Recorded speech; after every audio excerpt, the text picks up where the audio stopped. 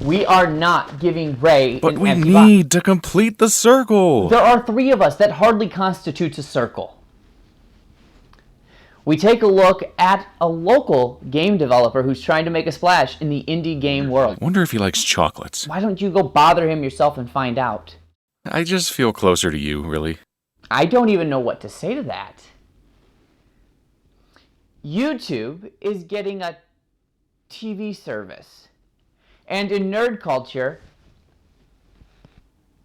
Okay, Zach, what are you talking about? Oh, I'll be talking about the new trailer that came out for Alien Covenant, and giving a little bit of personal opinion. Which is what? Well, basically, some visitors from a far-off world stumble into a place they're not welcome to, disturb the local residents, and reap terrible, terrible pain and suffering for it. You don't say.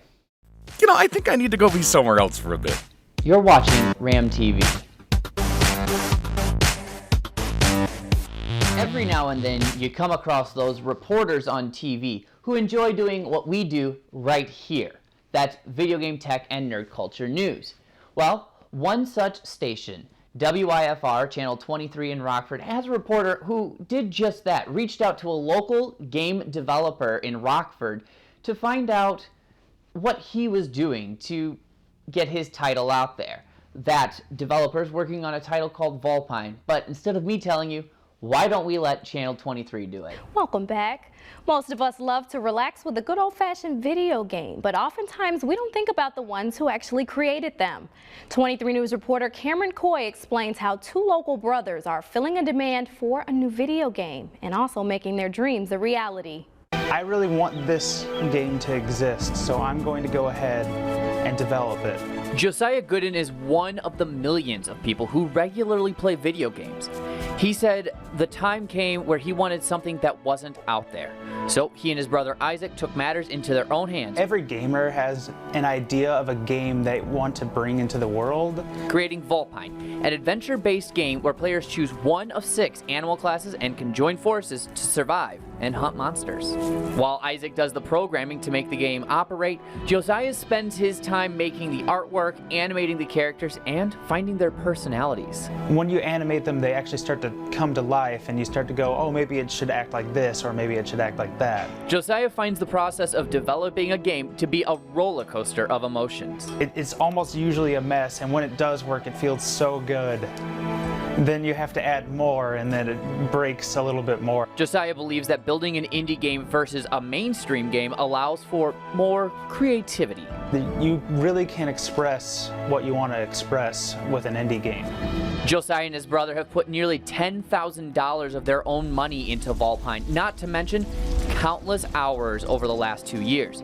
So now they're getting ready to do a Kickstarter campaign. The hope is that we get enough money to continue developing it. In Rockford, Cameron Coy, 23 News. Huh. He sounds really familiar. Anyways, as we know, indie game developers are the backbone of the industry. There are far more indie titles out there than there are AAA titles. Of course, that's because indie game developers are trying to put their product out and get themselves noticed. I don't blame them. We're doing the same thing here. Anyways, let's go ahead and give Ray a call and see what's going on in the tech world.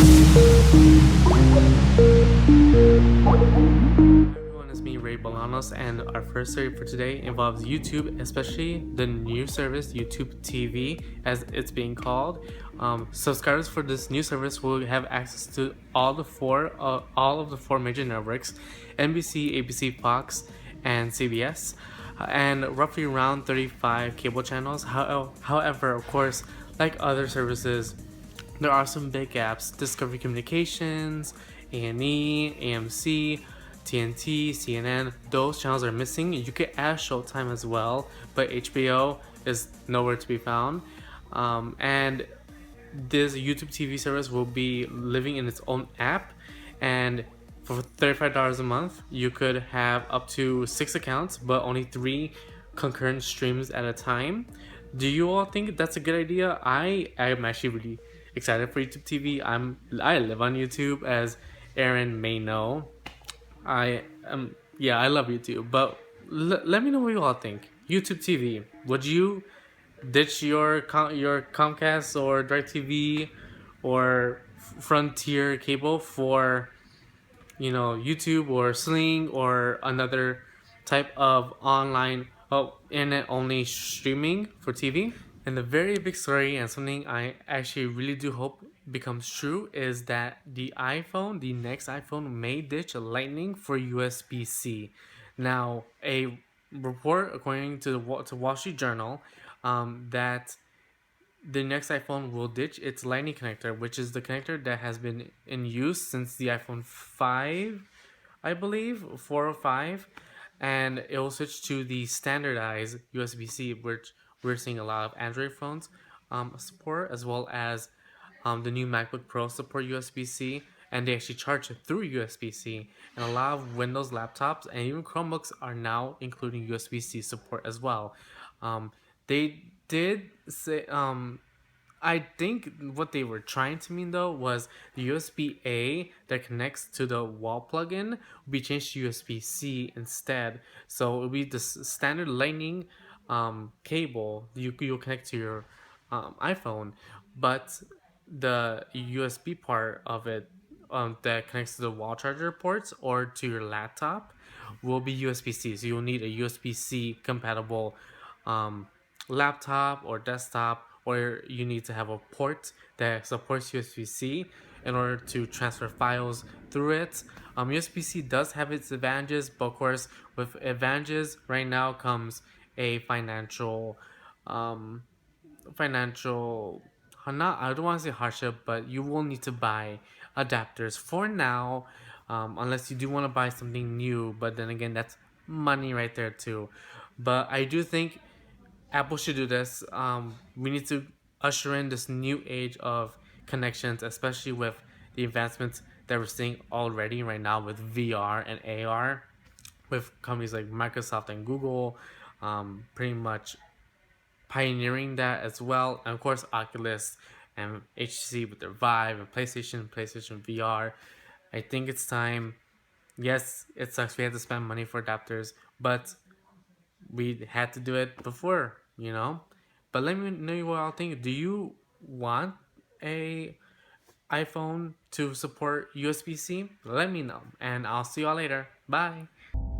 You've all sacrificed so much to be here and be a part of this thing we're doing. A new trailer just released for the upcoming Alien Covenant movie, scheduled to hit theaters on May 19th, and in this one we get up close and personal with the aliens. For those who are hazy on the details, Alien Covenant is, obviously, the next installment of the Alien franchise. An expedition crew on the ship Covenant are searching the galaxy for new planets that could be colonized. As if you need me to tell you, the planet they land on isn't vacant. They first discover some curiosities, such as a field of matured wheat which they suspect would need to have been planted, and a little bit of poking around where they don't belong later, and we've got facehuggers, fully matured xenomorphs, and a whole lot of dead explorers. The movie is picking up where 2012's Prometheus left off, which was 30 years before the events in the original Alien film. How do I feel about this? Well, it's hard for me. I think Alien and its sequel, Aliens, were fantastic. At my cousin's behest, I actually went ahead and watched Alien 3, Alien Resurrection, and the 2004 AVP. Well, they were a huge disappointment as far as I'm concerned. So then we get Prometheus and Covenant, and while Covenant admittedly looks really cool, I'm still left wondering why we even have these movies in the first place. Maybe Alien is such a beloved franchise that we can't let it go, or maybe we can't accept mediocre, poorly executed films being the end of its legacy. Whatever the case may be, I think I'm going to be checking this one out, and I really think you should too. Holy!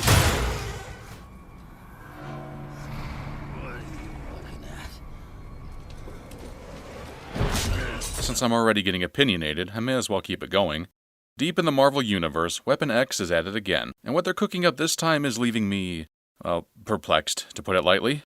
As a quick reminder, Weapon X is the clandestine government genetic research facility responsible for creating super mutants, including, in no particular order, Wolverine, Deadpool, Sabretooth, Agent Zero, and X-23. Alex Alonso, the editor-in-chief for Marvel, released a teaser shot labeled Under Construction of, well, it's probably best we just show you. Nothing is ever certain until the product's in your hands, but that appears to be a hybrid of Hulk and Wolverine. We've got Batch H written on the front, a gigantic, hulking, if you will, figure inside the tube, a pair of Wolverine claws on him, and a green radioactive cloud around him, just in case the point wasn't driven home enough. Those are the facts as we know them. Now here's how I feel about it. My initial reaction might be, cool. But my final thought is, why?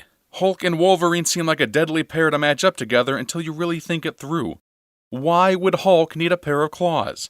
What purpose could they possibly serve that planet-smashing strength could not?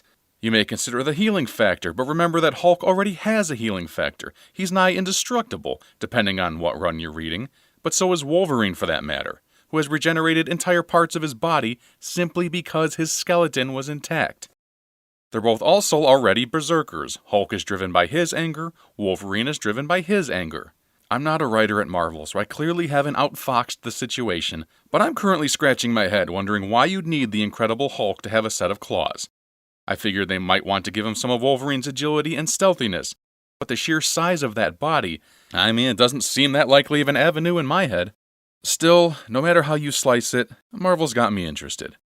I'm going to scope out at least a few issues of this run and hopefully end up eating my words, which, as a fan of good comics, is all I ever really want. Any thoughts on a Hulk and Wolverine hybrid?